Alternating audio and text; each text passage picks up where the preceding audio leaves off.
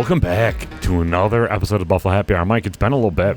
It has. You're wearing a watch, which is throwing me off. I always wear a watch. I don't remember.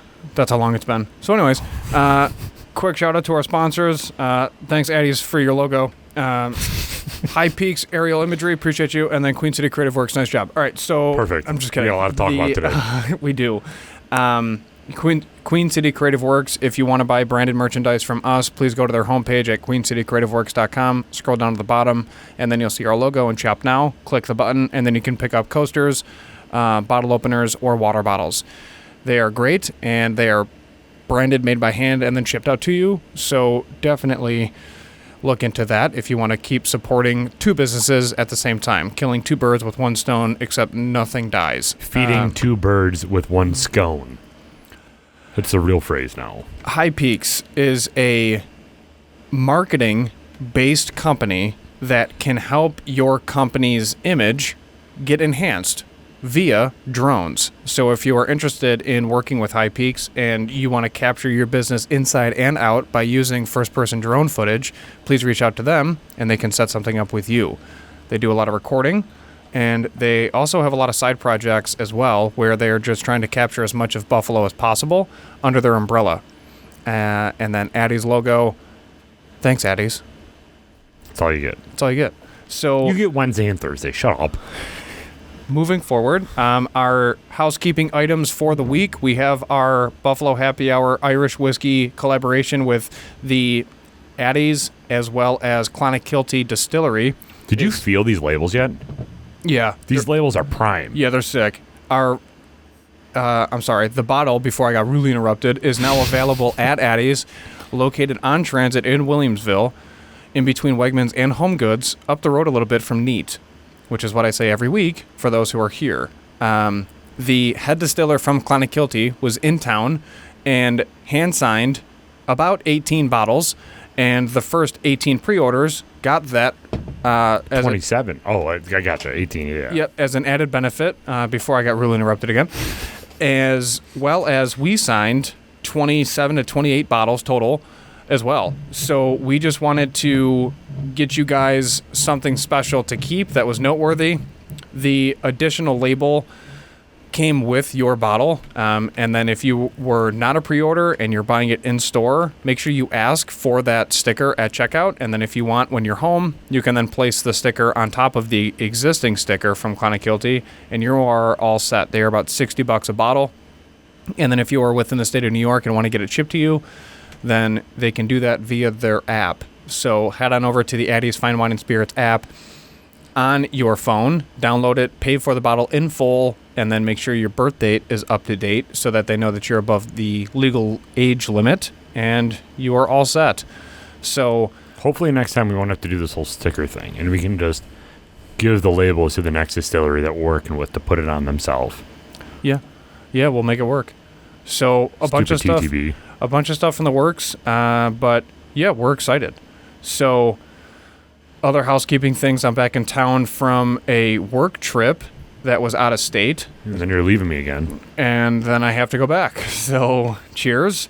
But a lot of things in the work outside of the podcast regarding personal life, which leads us right into our useless fact, as well as our discussion for this week's weekly episode. Except for the fact that we have to basically cram still for the next 4 weeks because you leave me this time on a spree of the moment vacation, which good for you. You definitely deserve. And that's not being sarcastic. Well, thanks, bud. Okay, so today's useless fact. 2/3 of full-time employees say they have experienced burnout at some point in their career. Workplace burnout is becoming increasingly more common, and 36% of workers state that their organizations have nothing in place to help stave off employee burnout.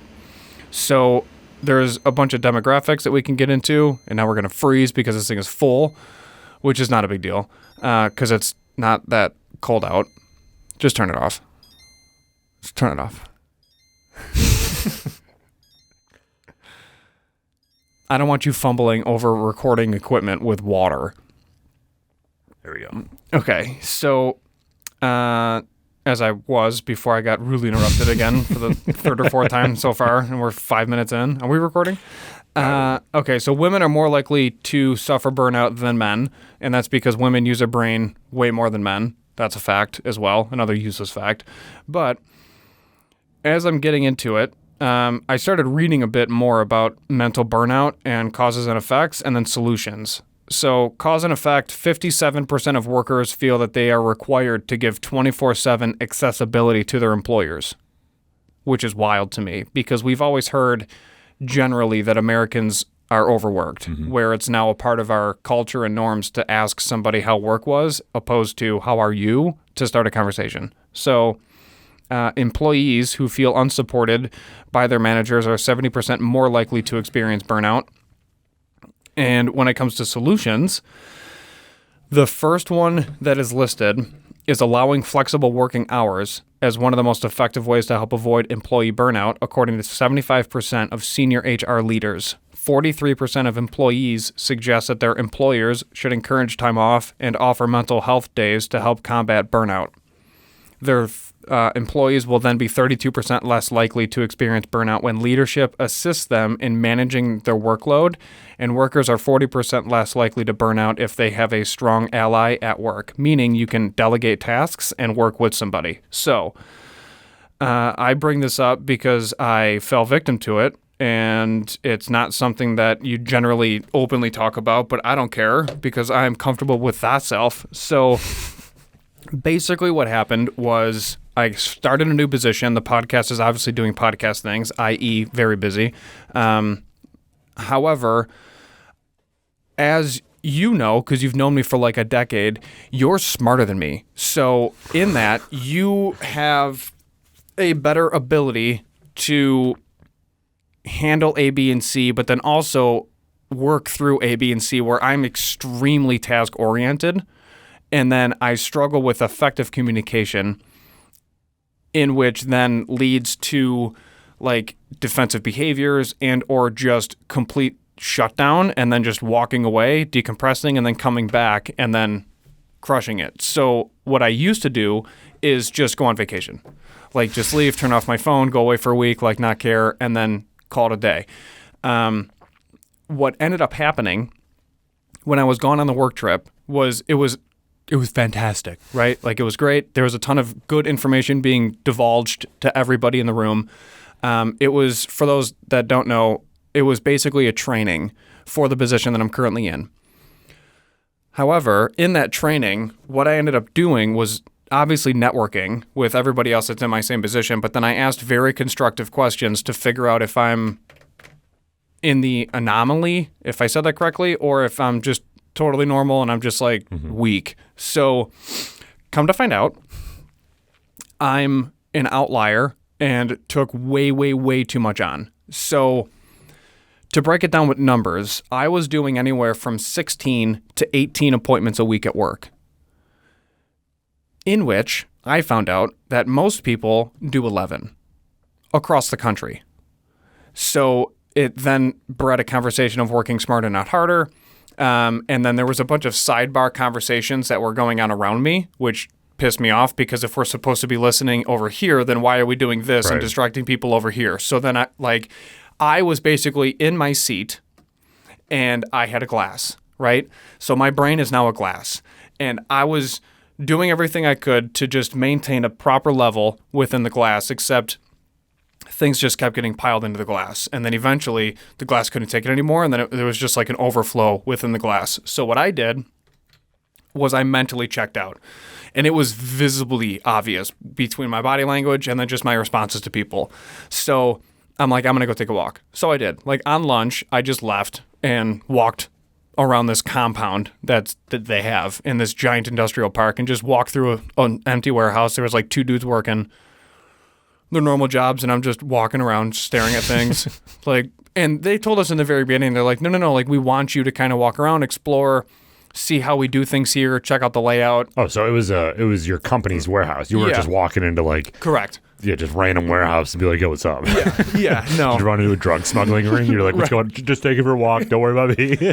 Hey, are you Brian? So that's what I did. I ended up just kind of like checking out, doing my thing, and then again, this was March 15th, which for those that don't know, March 15th is a stressful day in itself if you're a business owner, because that's the state deadline to file taxes. So there was that. Then there was a single barrel release the same day. Then there was work. Then there was talk about a lateral move within the company to a different position at work for me specifically. Plus there was stuff happening at home.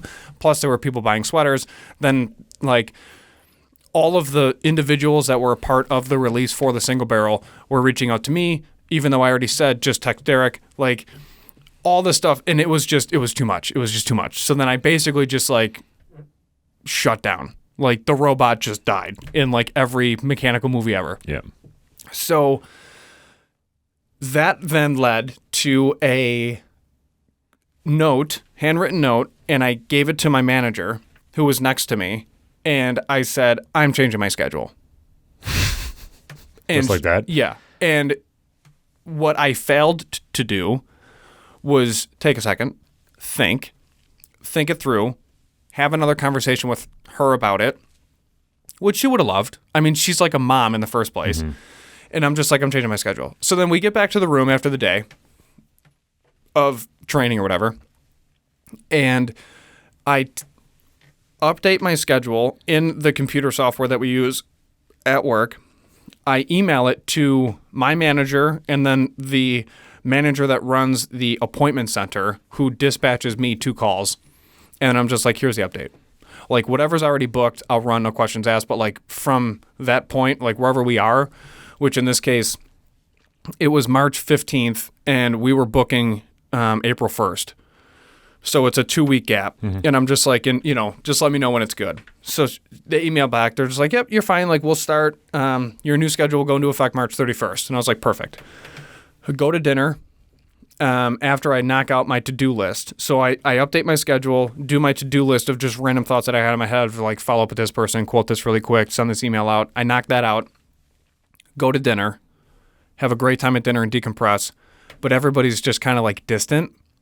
And I'm like, okay. And then my manager goes, are you good? I was like, yeah, I'm fine. Like I'm just working, but I'm fine. And she's like, okay.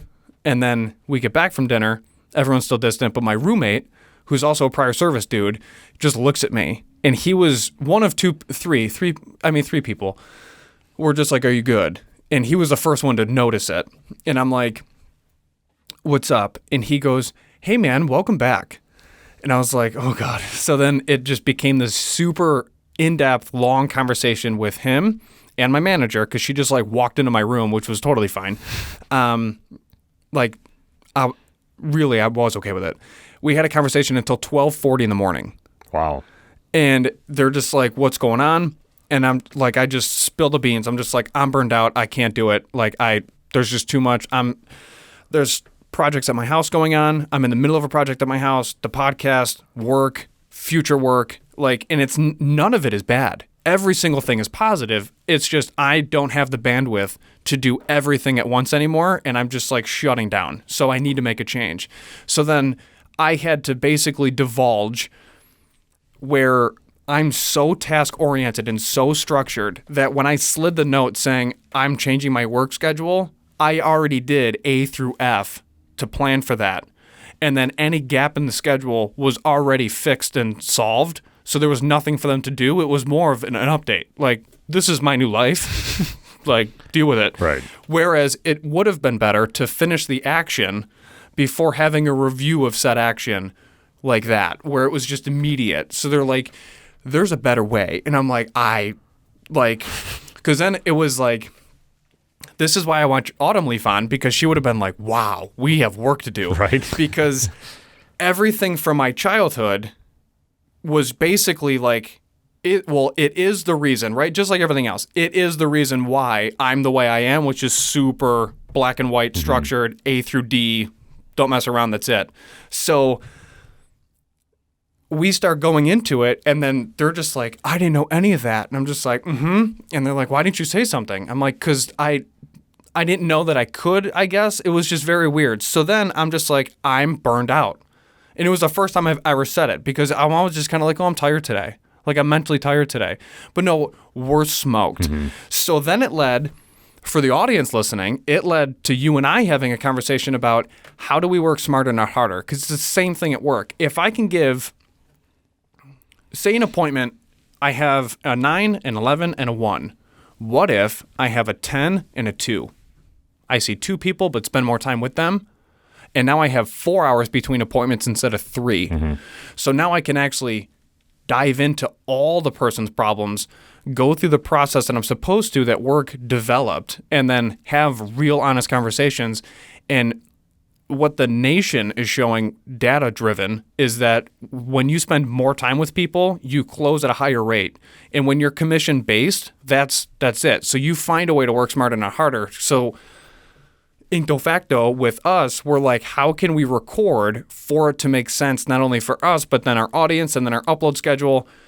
So we're still working through that because, like, I came home and then people flew up from South Carolina, which was, the other aspect of the whole March 15th, where I'm just like, in a day, I got somebody showing up from South Carolina who's staying at my house all weekend. Like, is the house clean? Is it? And then all of that stuff, umbrellas underneath.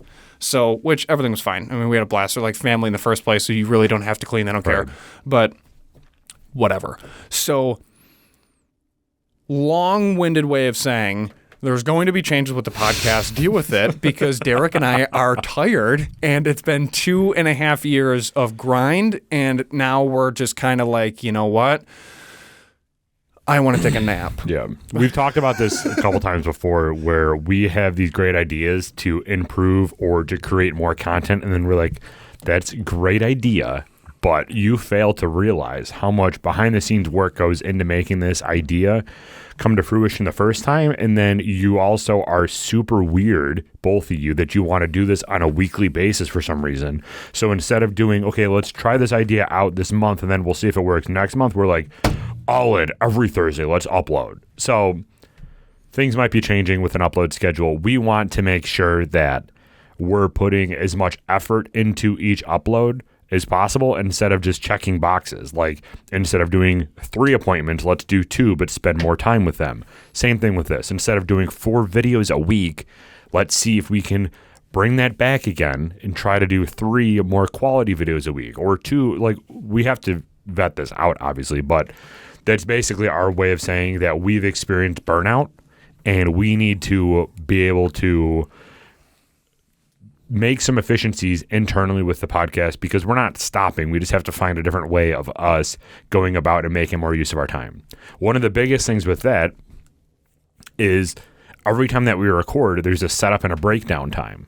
It's like a half hour to set up, half hour to break down. So instead of wasting an hour each time we do a record, how about we do one day, put all of the recording in one day. That way we only have an hour to waste across all uploads, but then we're more efficient with our recording schedule. So we're going to continue to work through some of this internally, but just so you know, if we do make an announcement coming up saying maybe Thursday episodes are going to be a little bit less frequent or something along those lines, or you see me in the same sweatshirt for 17 Wednesday whiskey reviews, mind your business. I'm hammered at that time, but it's fine.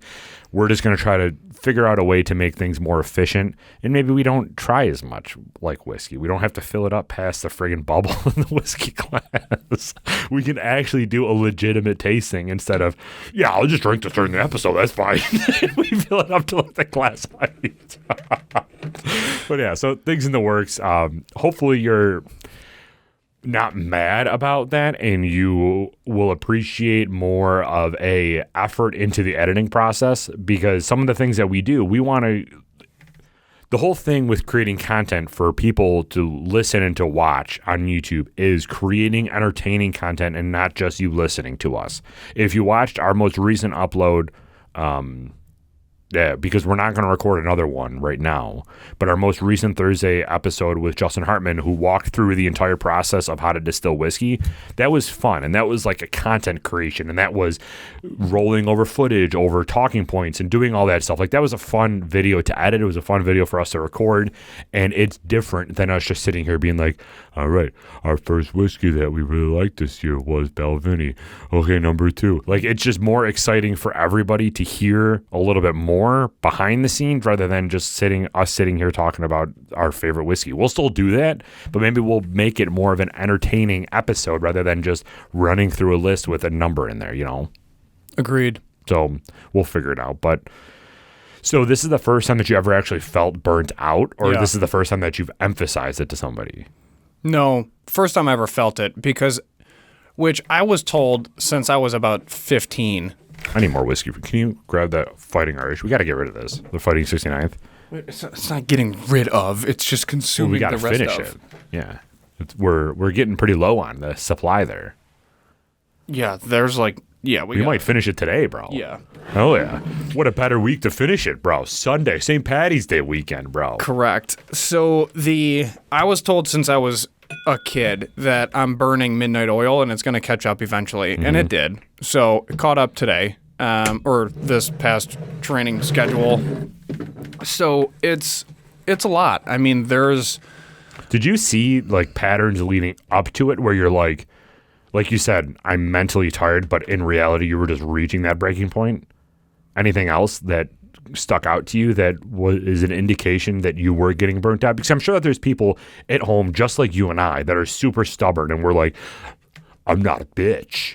I'm not burnt out. Right. But what did you experience? I mean, I texted you 3 weeks ago saying that I was burnt out. So I'm in the same boat. But what did you experience that was now looking back on it, maybe that was an indicator that I was reaching that breaking point? Shorter patience. Timer, basically. Yeah, shit. Then I've been getting burnt out for 4 years. Well, right. But but again, I mean, it's not it took a long time for it to hit, but that coffee wasn't doing it. I would have my coffee as a routine because I enjoy making coffee and drinking coffee and waking up, but it took longer for me to just focus. And I'm like, there's something off. Something isn't right. I don't know why. I'm not this dumb. Yeah. I know that, so it just took me a couple extra minutes. Did you resort to your phone as a distraction at all or not really? No. My default was just what's next on the list, and then I just went task by task, which is what I always did. But when you relax, when you had time to not do anything at night when you're watching TV, where was your mind? Oh, I was a space cadet. Yeah. I was a total space cadet. It was bad. So I'm trying to think of what else it was. Memory. My memory was shot. I couldn't remember anything. And I was like, I don't know why. My diet's clean. None of this makes sense. Those were the biggest takeaways looking back on it, if I could Monday quarterback the whole situation. But yeah, so I came back from the training and I already requested off, months ago for this weekend to be off because I knew that they were coming up from South Carolina. Yeah. So I literally used it as a way to just not work, not think about work, not open my laptop, nothing, and go to the gym and just go work out, decompress, sleep in as much as I could, and just spend time with my dog. And dude, Sam's behavior changed in this weekend, visibly changed, where he's super happy that I'm just home more. And I'm not constantly gone, or I'm only home for 10, 15 minutes. And then he's like, okay, goodbye. And the gym feels great. My body's responding really well to it. My memory's kicking back. That's why I felt so bad when you texted me, because I didn't get the text. That's why I felt so bad, because I'm like, no, I didn't do anything wrong. I'm just like, what happened? And then you're like, did you get my text? I'm like, no. And I'm like, okay. Now I don't feel bad because it's literally not my fault. Right. I straight up did not get what you sent, because obviously I would have done that. It was just post about the bottles. That's simple. But didn't get it. Yeah. And then it was just kind of this thing where I'm just like, then I felt guilty, then I felt really bad, and I'm like, all right, just go back on the elliptical, because I was at the gym. Oh yeah. And I was like, all right, just go back on the elliptical, just kind of zone out again. So I did. I changed the song and then went back on the elliptical and just zoned out. But I don't know, dude. It was, it took me, I got back late Wednesday or whatever it was, and woke up Thursday, and I was legitimately foggy mentally for the first half of the day until about 1, 2 o'clock in the afternoon. Just complete fog. Couldn't wake up, had coffee, had breakfast, nothing. I just sat there and I was foggy. Couldn't remember anything. Did you have to work Thursday? No. Oh, nice. I was off Thursday, Friday, and then I worked this morning, which it's Sunday afternoon now, but I worked this morning because a woman had an emergency, and we're doing work on her house this coming Wednesday, and there was no time for me to get to her because I already have appointments booked, obviously. Yeah. So I'm like, can I just come over Sunday morning? And she's like, yeah, that's fine. So did that. But otherwise, I didn't do anything. Updated some appointments on my calendar. I got home, I dumped my bag, my work bag. I dumped it and then repacked it and then reorganized my bag. And I felt so much better because I had 10 minutes to do that. I drove and picked up dog food for Sam and got home and then put it downstairs and felt better because I just had time to do things that have been on my mind for so long, but it's just been 16 appointments a week. Right. And then what people don't, it's not just going to someone's house, deducing what their problem is, presenting a solution, hopefully they buy and leave. Like, it's taking photos, it's updating all the paperwork, it's doing all the back-end work in the computer, it's staring at the computer, typing everything up, making sure that all the ducks are in a row, then it's doing follow-up. 16 appointments a week Right. There was no time, and it stressed me out. Legitimately, there was zero time in my week to go for a be back, which means I have to be back with this person at a later date for an engineering consultation because they have structural concerns that need to be solved with a private engineer. I couldn't go to those because I was like, they booked me. Like, I have to go to all these other appointments. And I felt awful. So luckily, the one time it was actually going to hinder me, the homeowner was like, I'm actually just going to hold off on the entire project. Like, I'm good. I'm just going to pay this off quick, and then I'll like revisit this summer. I'm like, okay. So I got a free bailout, jail free card, but I'm like, this is crazy. Mm-hmm. So that I'm just like, this is it. So now I have one appointment on Monday, and then the rest of the day is open for engineering consultations, follow up, just go home and just work. But none of it really matters now because I'm laterally moving within the company. And I'm not going to run around. I just go to the office. And if I run around, it's me going to like job sites and things. It's just part of my job. But like at 4:00, I go home. And I'm like, oh my God. It won't be that easy though. So excited.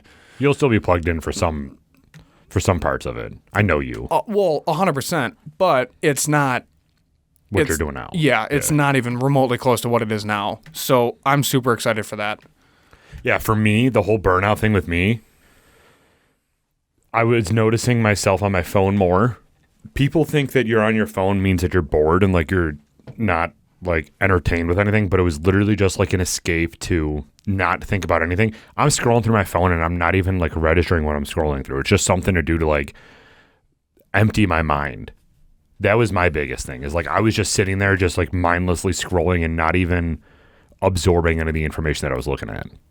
When's your big test for work? This Friday. Okay. The 20... It's the end of the week, right? Friday, yeah. I don't even know what date it is. 26th? 25th. 25th. Yeah, so, I mean, that kind of has been a little bit of stress, but it's not really like that big of stress. It's mostly just trying to prioritize everything with work and the pod. That's really been my thing. So, yeah, it's a weird concept being burnt out because you don't want to admit that you're burnt out because you feel like for some reason that's too beta to say, but it's a real thing and it has nothing, like you can't control it when you're there. Yeah, no. It's just something that you have to deal with and then think internally, how can I make efficiencies with what I'm doing now? Because I'm not going to just, we're at this point where we have so much on our plate that we can't just say, off with you. I'm avoiding this. Like you can't do that. So you have to look internally, which is something that I've been so fortunate at being able to do once I recognize that I'm burnt out, is to develop efficiencies and recognize that I'm at this point and we have to start building some efficiencies in order for us not to get to this point again within the next 6 months. For me, I don't necessarily feel like burnout is a bad thing. I feel like burnout is the act itself is bad because you're mentally exhausted and you feel like you're gone. Like that whole aspect itself is bad, but reaching a breaking point isn't necessarily bad because then you can internally think how you can improve or alter or change or make efficiencies within your life to not hit that breaking point as easily next time. Like I don't necessarily always think of it as a bad thing. It's just an opportunity to me. It's a pivot point. Yeah. It's a pivot point, or I'm sorry. It's a pivot opportunity. Mm. So, again, getting back to the whole effective communication piece. Because if you never reach that breaking point or that mental exhaustion point, you would be continuing to do things inefficiently and never...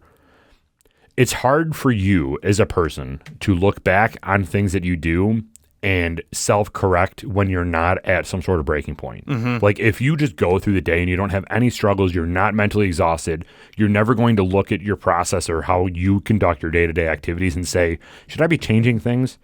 So that's why I don't really think that reaching that breaking point is like an end-all be-all. It's more of an opportunity to be like, okay, I know that I don't want to go there again, so how can I change my life going forward so I don't get there? And how can I make efficiencies in my day-to-day activities so I don't get to that point and I can continue doing what I'm doing, but more efficiently? Yeah. Yeah, and it's a powerful tool, but, I mean, it's a struggle bus, man. It's just a huge struggle bus. But, yeah, it's going to be a wonderful summer, and 15 minutes. Just kidding. It's been 30. Nailed it. Crushing it. But it's, yeah, I mean, even still, right now, I'm still tired. Yeah. And that's not because I had to go to the airport at 5 a.m. to drop them off. Like, I'm just smoked. Yeah. So I developed OCD when I was, like, reaching my breaking point. That's one of the indicators that I was like, you know what?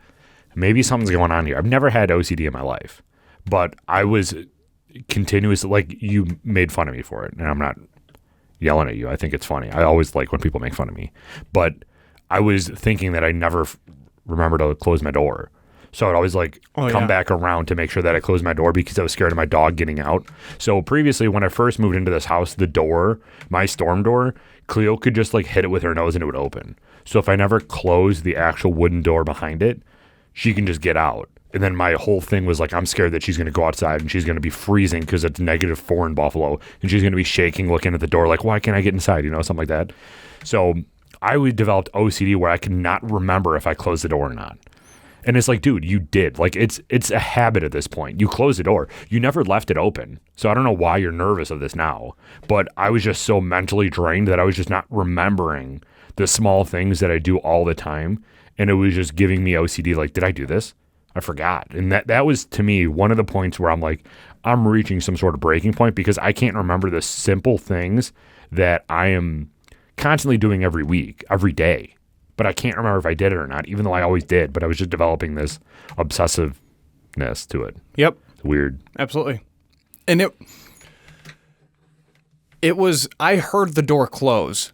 You'd get in, we'd go down the driveway, and then you're like, hold on, did I close the door? And I'm like, yeah, I heard it, but I'll just go check. Yeah. And then you're like, okay, I'll be right back. And then I would chuckle because I'm like, I do the same thing with my garage. Did I close the garage door? It was the same thing. Yeah. And I would text my neighbor sometimes. I'm like, hey, is my garage door closed? And he's like, yeah. I'm like, thanks, man. Appreciate it. And then my shoulders would drop 6 inches. Yeah. That's the smallest thing. But it was the same thing. And I was just terrified somebody would take my shovel or whatever. I don't know. But don't steal that. Yeah. But at the end of the day, nobody's going to take anything because of the neighborhood. Right. But I'm like, whatever. And it's not, it's not like I live in a gated community. It's just our neighbors are good people. Yeah. But yeah, it's a weird dynamic and a weird thing to work through and figure out. But do you think if the American culture addresses a 4-day work week, this would go away? Or do you think people would just be mentally drained and then have a 3-day weekend and then be mentally drained after that? No, it would definitely help. Yeah. It would definitely help. Productivity would go up, everything. Morale would go up. But then you got to work 10 days a week or 10 hours a week or a day. Jeez, shot. So what? You still get an hour lunch. Sure, but you're still working from 6 a.m. to 6 p.m. Do you have to, though? Why not? You have to get 40 hours a week. Do you? For full-time people that aren't salary yet. That's the whole debate. Because people in Europe are just their away messages out of the office until November. And it's 4 months from the date that they send their away message. It's what are you talking about? Just need mental break. What? You own a business. What? You're closed 4 months out of the year? What do you, and they're just oh. Okay. And then they'll work 6 hours when they are open. I don't care. There's some restaurant owners here that do that. Certain cafes. If you're a business owner, sure. But if you're working for somebody, you can't do that. You mean corporate America? Yeah. Okay, I was going to say, because if you're the business owner and you have employees and they're just rock on, man. Yeah. But they'll probably go find somewhere else to work. But or you don't pay them and you just take all their money. I don't know how that works. You know what I mean? Like, Yeah. But yeah, I don't know. I think it would be beneficial. I think it would help people. What do you think about the House just removing daylight savings? And now it's just like 2023 is coming and there's just going to be no set your clock back. It helps the Northeast. We gain like an hour and a half worth of daylight. So that's cool. But it's kind of weird. Why? It's super weird that Arizona's just like, nah, man, I'm not following this. Like from the start, they're like, I'm not doing this. So they never did it in the first place? Arizona never followed daylight savings time. Huh. I didn't know that. Yeah. I think that there might be one other state, or a state recently started not following it. But yeah, now they're just like, we're good.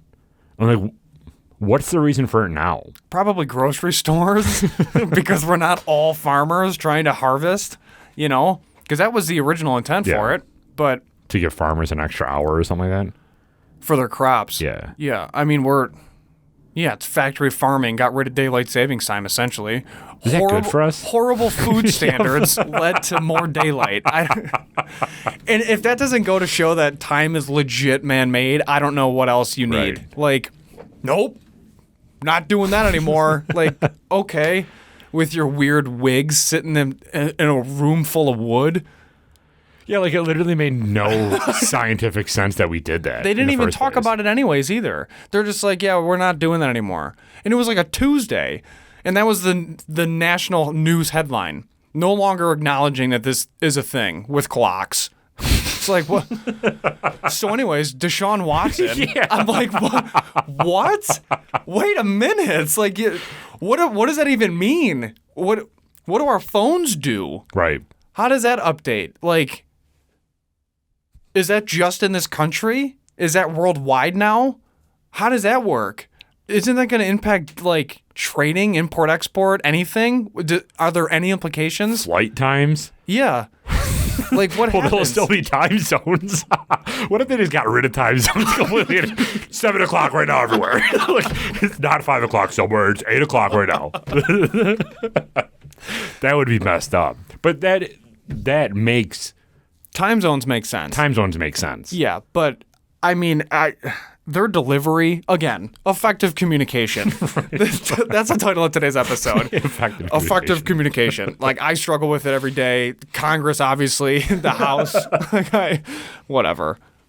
I don't know, man. If somebody else wants an example of us being burned out, we haven't updated the board in like a month. Correct.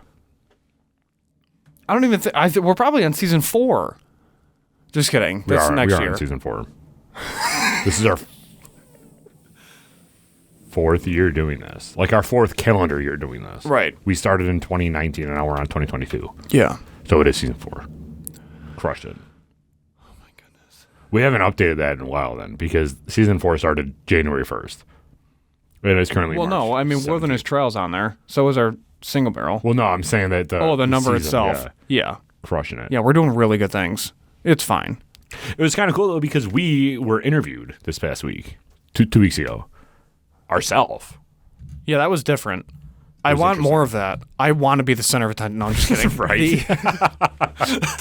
It was an interesting topic. So Loathe my existence. We're going to be posting it in the future sometime. I want them to be able to get as many views and watches as possible before we come in and we're like, check this out instead. Like, when are they posting it again? they already posted it, Oh. but it's Patreon only. So they... Oh, that's right. That's right. yeah, That's right. So this is a new distillery opening up near west of Syracuse, right? Auburn, yeah. Yeah. So their new distillery opening up in Auburn. It's called Cellarman's Folly. That's the whole distillery name. And if you want more information on that, go check out our interview when we do post it. But it's a sweet new distillery. They're 2 young dudes, or it's 3 young dudes actually, and they're just crushing it. And they're like, you know what? Right now, we can't open up the distillery and start manufacturing because we're still like fighting with the state and trying to get all of our licenses. And right now, we can experimentally distill, but in order for us to actually distill product, we can only do that once we actually have all the licenses and have a place for us to distill and all that stuff. So they're like, in the meantime, while we're paying for this lease and we can't even distill in, let's start a Patreon and let's start a podcast to interview people either in the distillery industry itself or Mike and I for some reason, because I guess we're two people that should be interviewed. But we were interviewed by them to talk about our podcast and how we incorporated whiskey into our podcast and how we started. And it was basically a story of us, how we would normally do a business interview. So it was kind of cool to be on the other side of it, to be asked questions on how we started. And it's funny when you and I go and interview people and they don't know how to be interviewed. They're like, how did you start? And they're like, oh, last year. And we're like, okay, like, more information? I just always wanted to. And we're like, okay, sweet. Like, it's prying information. They asked us the first question on how we started. 15 minutes later, we ended the whole discussion. We just like kept carrying on the conversation. It was pretty bad, but we were excited. Yeah, it was funny because we never got asked that before. Like, that was our first time being interviewed, which was super sweet. Yeah, it was a good time. Yeah, we're looking forward to that. So yeah, if you want to go check them out, we'll link their Patreon down below. Leak. Bunch of whistleblowers. We'll link it down below, and if you want to go subscribe to their Patreon, they do like some sweet Patreon tier where they send out their whiskey and cocktail classes. So like they'll send out a whiskey and then teach you how to make a cocktail. If you're within which is New super York. sweet. Yeah, it's an amazing concept. I wish more people would do that. So if you want to do that with them, go to their Patreon. It's down below, and you can sign up for that tier. If not, and you still want to hear our story, we'll post it maybe in like a month or two once people start kind of trickling away from that and want to hear our episode and they didn't want to do a Patreon. But again, it's like super cheap to just support a small business. So I highly recommend you going there and signing up for their Patreon. It's just going to help another local business, a local distillery out in Syracuse to help get started, which is what we're all about. So if you want to hear that, though, it'll be on our channel in a couple months. There you go. But it was pretty sweet. It was. I did like it. Yeah, it was a good time. Do you want to talk about the Buffalo Spree or no? Just to round it all out? Yeah, so there's a nomination phase for Buffalo Spree where you can nominate a small business in Western New York for specific categories, and one of which was the best Buffalo-based podcast. So if you want to help support us and nominate us for that, that would be fantastic, because then it goes into kind of like a voting bracket, March Madness type thing from there, and then you can win an award, which it's not this, massive thing or whatever. They just kind of send you a plaque, and then you can frame it and then put it up in your space, and then just kind of have not necessarily like bragging rights, but just a point of emphasis to elaborate to your customers with, and then acknowledge that you were recommended and nominated and voted on by people that support your cause and your business, and it would be huge to do that for you guys. So it's like SurveyMonkey is their website. It's in the link below. However, if you wanted to vote for us, we would greatly appreciate that. It doesn't cost anything. It's not like you're going to get hammered with spam emails or things like that once you're complete with the survey. But just go down the list and shout out your favorite business for whatever category is being asked. It's like 8 pages. We're on page 4. Yeah, it's an extensive list. Yeah, but just, go down the list and vote based on what you feel is the best fit for each category. But if you could throw our name in there for the podcast, it'd be huge. We appreciate it. Shout out Rachel Glover for sending me the notification that's even up.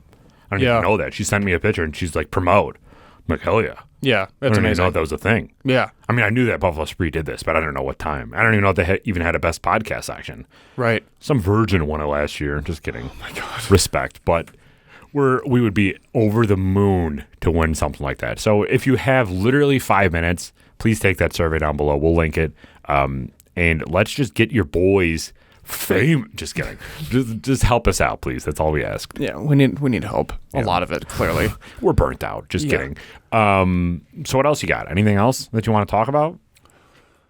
No, we hammered it. I gave a bunch of useless facts about Burnout, so that was good. But Yeah, that was cool.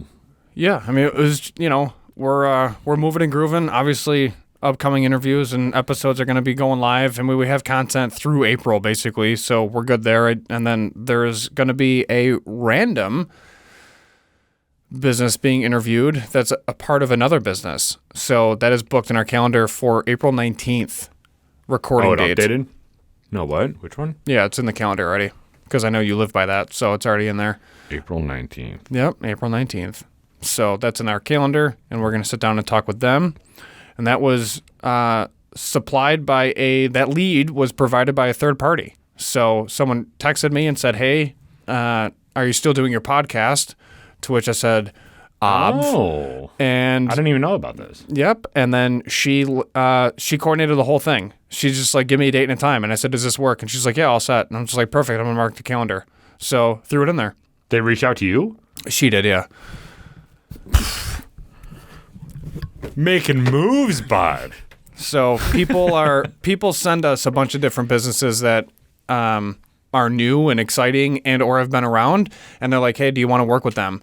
And the answer is generally always yes, like, of course. So now, she just helped coordinate the whole thing. She was talking to who we're going to interview, and then she's like, you're all set. And I was like, thanks. It's crazy. It was crazy. So, yeah, I'm excited for that. Should you tell her in order for us to interview them, you need to vote for us in the Buffalo Spree competition? That's right. Every vote counts. We've interviewed so many businesses. If they all just went in and voted for us, we gave them free market and they can just help us out. That's what I would wish would happen. I mean, I would love to just say that on social media, but I don't want to call every business that we worked with out. I mean, if we win this, we've earned the nominations and we've earned the votes. Right. So that's where the self-pride... Oh, no, I'm paying for vote. Just kidding. Just kidding. We literally haven't paid for any sponsorship at all. So, yeah. Yeah. Dude, I got a drone. We got a drone. How stoked are you? We got a drone, bro.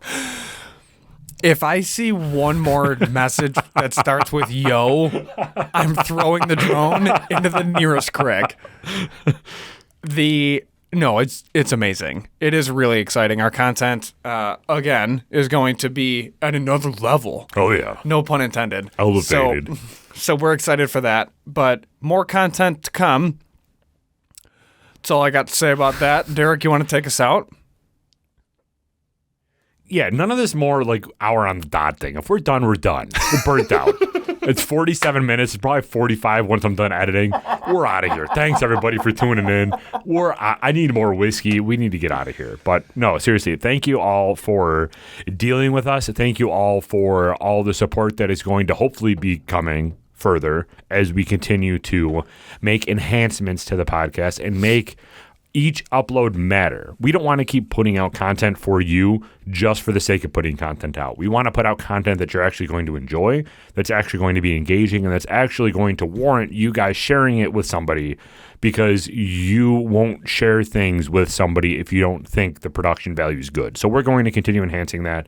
Thank you all for your support continuously through this process, through the future when we continue to do all this stuff. And like Mike said in the beginning, hit up Queen City Creative Works for some bottle openers or water bottles or coasters that they have made for us. They would greatly appreciate it, as well as us. And everybody could use a bottle opener, a water bottle, and a coaster. Like, we didn't choose something that no one would want. Like, these are common household things. Go pick it up. We have our single barrel again with Clonakilty available at Eddie's, so go check that out. It's on our stand, which, I'm not going to lie, looks pretty sexy on that stand. It just looks great. For sure. Hell yeah. And I put my blood, sweat, and tears into putting these labels on, which are so beautiful. Thank you, Design of Sarcasm. I hate you, but I also love you at the same time. But yeah, that's the podcast. And nice job to the label company. Oh yeah. Yeah, they crushed it. Blue label packaging or blue packaging label or something like that. Blue label packaging. Out of Pennsylvania. That's right. They killed it. Yeah. They did a really good job. All right, thank you, everybody. If you're going to be drinking anything in the next week, until you hear from us again, please remember to always drink responsibly, be a good person, and Michael. Do not litter. We're out.